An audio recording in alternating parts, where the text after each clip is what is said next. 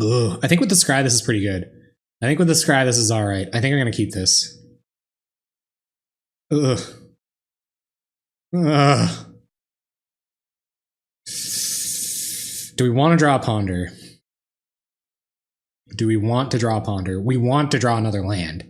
Or we want to draw, like, we want to draw mana fixing, we want to draw another land. We've got some card selection here.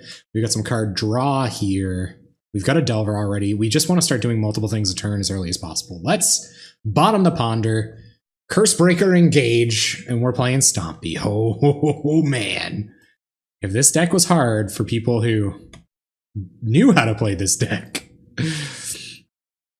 I can only imagine. Okay, so I think I'm going to play a Fairy Miscreant here so that if they put a Rancor on this, they're going to have to trade a Pump Spell for Fairy Miscreant instead of playing Delver. And if they don't want to trade with it, then we get to play another Fairy Miscreant next turn, draw a little bit closer to our land. But we're going to want to have a way to interact with this Vault Scourge.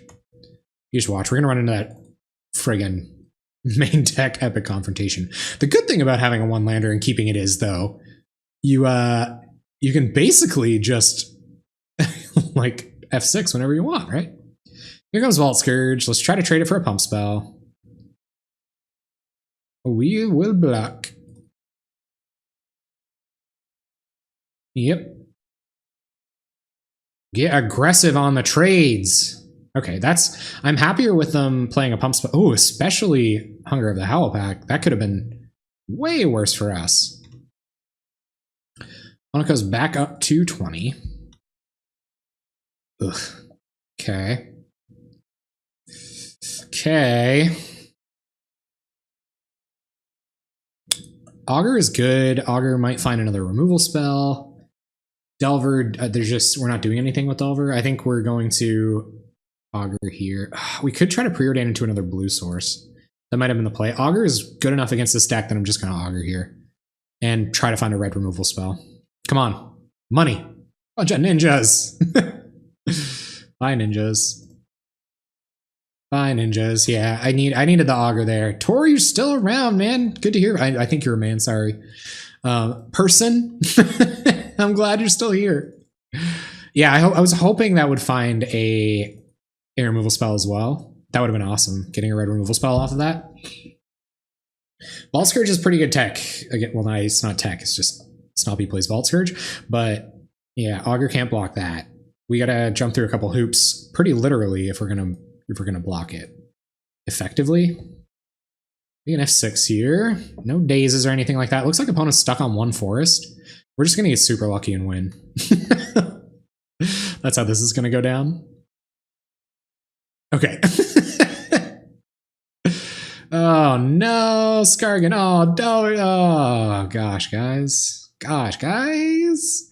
Okay, we need at least a 1-for-1 like last turn. So let's go. I can play Fairy and double. No, I can't. Okay. Let's go preordain. Ooh. Do they have mutagenic growth? And I'm going to top this island to draw next turn as well. So I'm going to top this first, top the Skred, get a draw, try to Skred this Hit Skulk before it gets out of hand. Hit Skulk just gets dumb, right? Hit Skulk just gets absolutely stupid, and Augur of Bolas can't block it right now. We may find some kind of way to deal with this Vault Scourge. We'll have a counterspell up next turn. We could flip a Delver at some point, but Skargan Pit Skulk is just going to get to the point where we just can't do anything about it. And super happy that I didn't have to trade that with a mutagenic growth. We're not blocking next turn, so get in. Watch, it's going to be like BTE, BTE, BTE, BTE, Goblin Bushwhacker, you're dead. BTE, BTE, PTSD. Still on the one forest. Here comes Vaulty.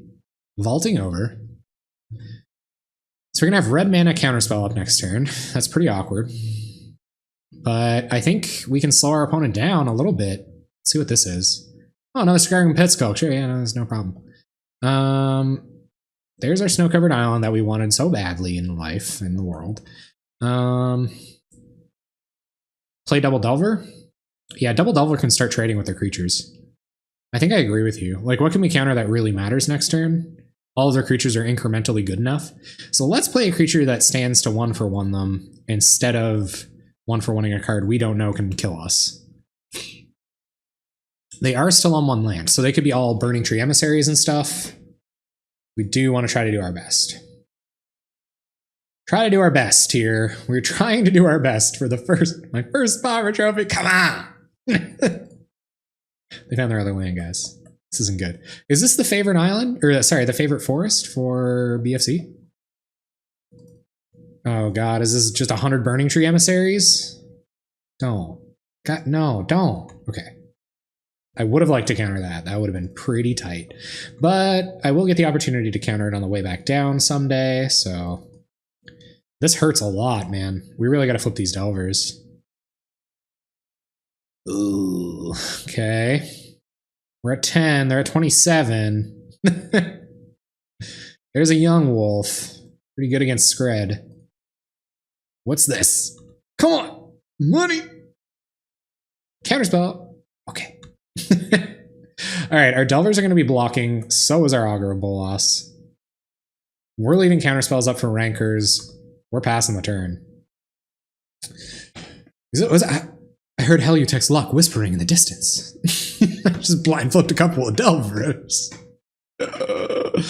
I lose so much. This is nice. Oh my god, my friggin'... Oh! Guys. Should have said something. Okay. The friggin' window, man. Like, I don't know why it pops over there every time. At least I caught it on, like, turn 3 or 4. Ugh.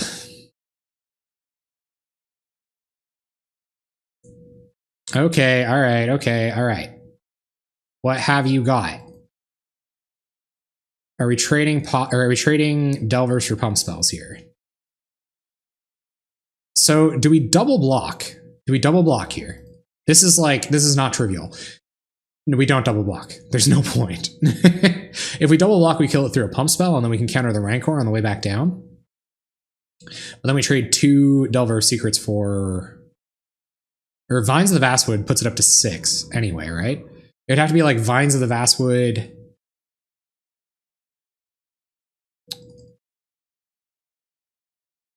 Delver's the only thing that can block this Skargan Pit Skulk, too. This isn't easy. This is not easy. Single block? I gotcha. Gotcha, Tass. You know better than I. Then let it go. Sure, sure, sure. What are they trying to sneak through here? Are they going to try to Rancor? So that... Why do I have a stop on their damage step? Nest Invader. Okay, well they're not going to have any other plays this turn, so I'm just going to go ahead and counter that. I have another counterspell in hand. Maybe they don't know about the other counterspell in my hand. They definitely don't know about the other counterspell in my hand. So that'll catch that Rancor on the way back down. There's another counterspell.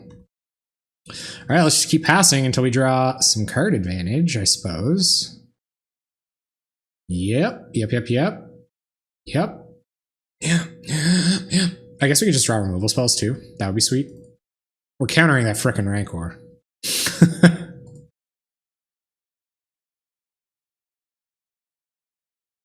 There we go. 1 Rancor taken care of. Don't be another Rancor. Don't. Okay.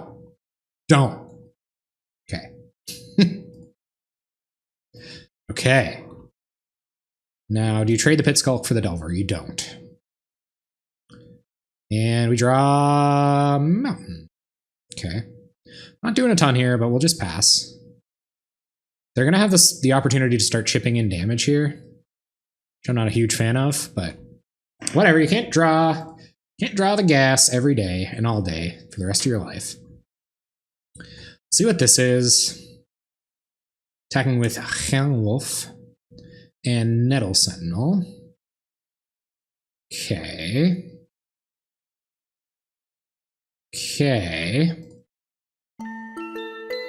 Gifig, thank you so much for the follow. Guys, we're so close to that Twitch affiliate status. We can do this.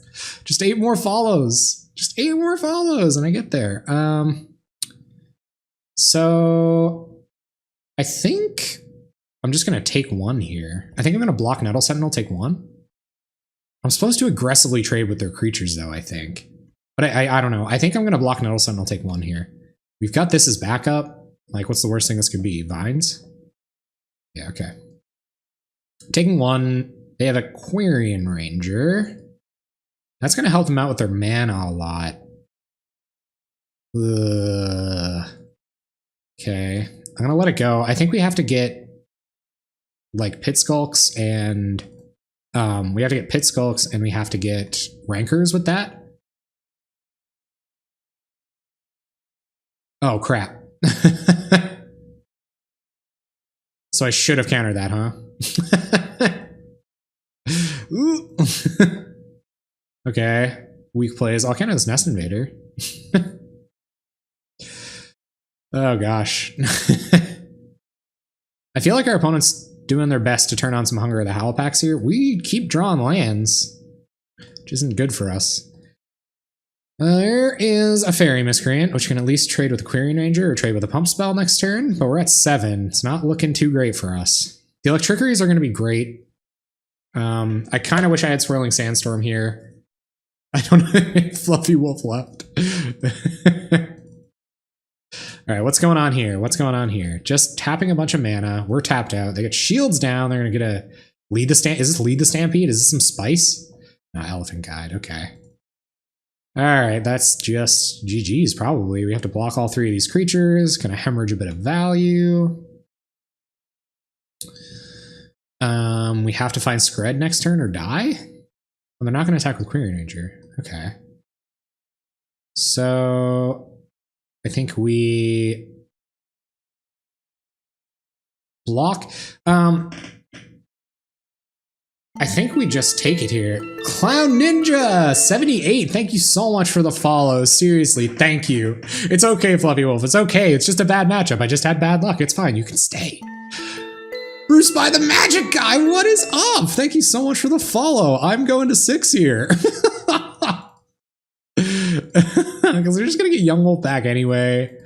This way we get to preserve as many blockers as possible. Maybe we'll find a removal spell. Thank you so much for the follows, guys. Seriously, that's amazing. Hold the baby. It's because Newmont played Pauper. That's why I said hold the baby. They still get the 3/3 Elephant, and they can still hit us for 1 next turn.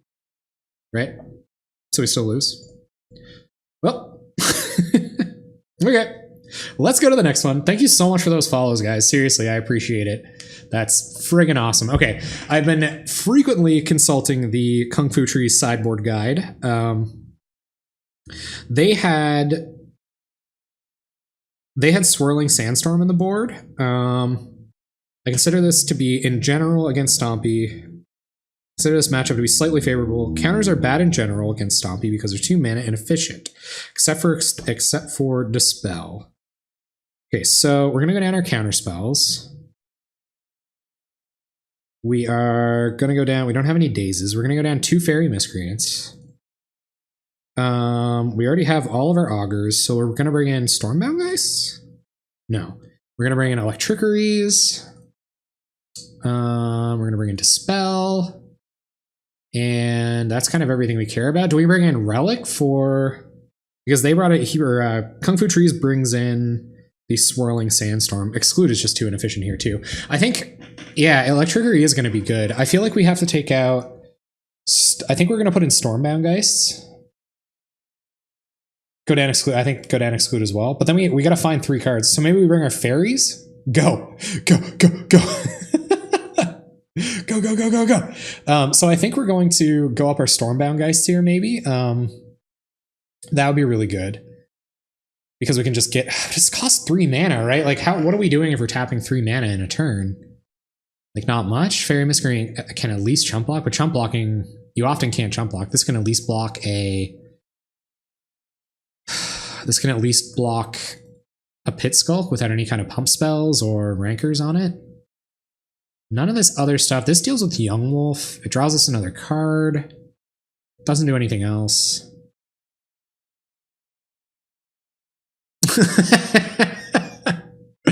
It doesn't block anything. Okay, so go back up our Fairy Miscreants because they can block. And bring in Relic. Okay. Because Relic's probably just better than all three of these counters, right? Is it though? Is it? Is it? This is it. But is the Relic better than a counter spell? We're down 3 counters here. And, well, I don't know, because Kung Fu went down all of their counters, like the majority of their counters, right? -3 counter spells, -1 days. So I feel like this is okay. I feel like this is okay. Stormbound guys can't block anything. that was bad beats reading that. All right, guys, this could make or break it. This could make or break it. I feel like we'd want to draw Excluded exactly the right time against this deck. We have 9 seconds left, so we're running it. Let's go. Come on. Come on. Let's chain together a couple of wins here and call ourselves a Pauper trophy owner. Well, we have Electrickery. We have access to red mana on turn 2 if we need it. But if we're using red mana on turn 2 against this deck, it doesn't really matter. We can counter a 2-drop with Spell Stutter Sprite. But then we're playing our Ash Barrens. It's got 2 Preordains. Well, I'm going to keep it. I can't give away the Electrickery. Yeah, Relic and counter. So at least Relic draws another card. Okay, so let's play Island. This is a tough call if we want to Fairy Miscreant this turn, play this, kind of squander our red mana for a second to Spell Stutter Sprite. I feel like it's a pretty good tempo hit, but they're going to get down a 1-drop here. So what do they care about? So if they're really explosive, it doesn't matter anyway. But if we can counter the first Burning Tree Emissary with a Spell Stutter Sprite, maybe it's worth risking the red mana just for a second. So I think I'm going to Fairy Miscreant here. And I'm going to play Ash Barrens on tap next turn. Well, I guess depending on what their start looks like, but yeah, because we have the Preordains to find our mana when we need it. We're going to counter pretty much any 2-drop. God, frig. Good thing we didn't go hunting out that red mana, huh? Ninja seems like something we kind of want to be doing. But I think we're almost locked into countering a 2-drop next turn. We're probably not in Chump City yet, so let's get in with Fairy Miscreant. Every little bit counts. And we'll leave out Spell Stutter Sprite. I really like this card. I played with it a lot recently. And its flexibility is really nice. I think the early game in Pauper feels really important against a lot of decks. And if you can shut them out, if you can just shut them out, then sometimes you can win. Oy, okay, so it's looking like 1 mana, no Spell Stutter targets here, but they might just be getting this tapped to untap it with a creature. No, there's the other mana. And what do we have? What do we have? Skargan Pit Skullcool. I sure hate those guys. Okay, flash in Spell Stutter. Get rid of old Skargy. If they have another Skargy, I'm not super happy about it. That might have been a reason to block. Oh, Scattershot Archer. Nice. Nice. Yeah. Yeah, I love Dungeon Mastering, man. It is legitimately one of my favorite things to do. Honestly, like, it's... Might as well get in with both. It's a little... It kind of sucks that I'm so tied up all the time because I can't commit as much as I was. Like, I was deep on the Dungeon Mastering. Like, I was sending people short stories all the time, and I was always badgering them for their backgrounds and things like that. And I really did turn up the quality on that. But recently I backed off a little bit. But yes, I love to Dungeon Master. I prep like crazy. I do fruits and vegetables for the world. I build a whole world map. There's a lot of tie-ins for different, like sometimes we just want a railroad. We're still here, Lynx. We're still here. We are about to get just friggin' pummeled by this Scattershot Archer. But we're still here. We're staying alive to some degree. They probably know about these Electrickeries. And I feel like our opponent's a pretty good Stompy player. I watched the entire movie Elf with the kids. Well, there's nothing wrong with that. That's a fine thing to do. Gonna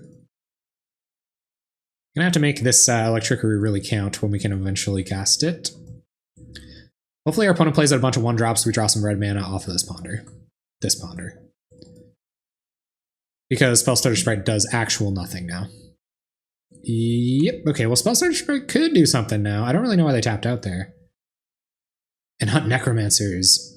I'm going to be playing a Space Marine-esque Vengeance Paladin of the Raven Queen. Ooh. Man. Oh, Quirion Ranger untapping the Scattershot Archer. Oh. No. Ah. Here comes a Scaregan Pitskulk. This isn't looking too good for our heroes here, team.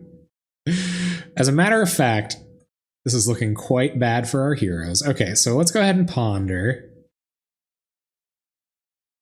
We need mana Riverbed. Okay, so we will... Bolt would be so nice here, but we need the mana. Okay, so...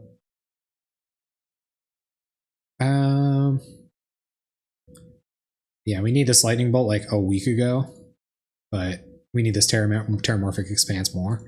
So let's get... Oh, I shuffled! I'm an idiot. I deserve this.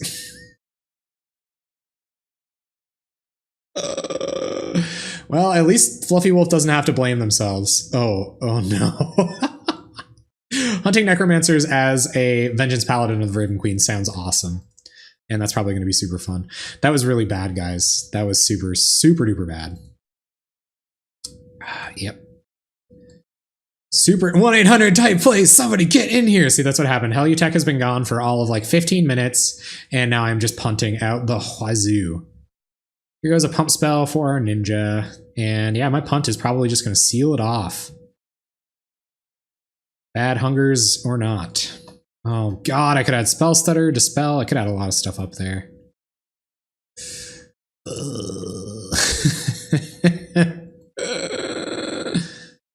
More 2/2s.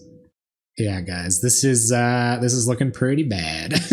I ever heard that you DM. Very cool. I've been getting more into D&D recently. Have a couple of games with some friends where we meet once a week. Online. As a DM, do you have any advice, programs for better online play? Honestly, yeah. What edition is probably helpful? Because because that's just a good question. Myself personally, I line everything up in like Google Docs and Google Sheets. And maybe I shouldn't say that because you like go like infiltrate my Google Docs or Google Sheets or whatever. Oh, I'm so paranoid. But anyway, I kind of just throw as much content as possible at my party, and then yeah, and then I just let them play it out. Roll20 is great if you just want resources for rules. Sometimes I find Roll20 can be a little weaker, and I've never played online. Sorry, yeah, you were asking for advice about online play. I'm just like flat out losing here, so Spellstutter Sprite doesn't do anything. I've never played online, but any advice / programs for better online play in terms of like if you aren't in the room with each other, I guess. 2, 3, 4, 5, 6, 7, 8. Yeah, we're pretty dead here. In terms of just play in general, some of the stuff I've been working on lately is one, like I mentioned, really fleshing out the world. Another good piece of advice I've gotten, especially where you guys can't see each other face to face, I would talk about like the sounds and smells and tastes, like really focus in on all of the senses. We're playing 5th edition. It's pretty loose. Like I'm not mega tight on the rules. I have one person, I had one person who liked to rules lawyer, and I toned that down by kind of overwhelming them. And, and now they just, yeah, there's no way out of this. Now they just look up all the rules for our party. That's good too. Roll20 has a built-in rules interface though. Oh, you do have a video chat over Discord. Okay. Well, still, I guess that would be my general advice then. Guys, we're super dead. How can we meme this? How can we meme this super good? Let's meme as good as we can. Let's Relic of Progenitus. Let's meme it real good. But yeah, even if you can see each other, I guess that's probably my best piece of advice would be to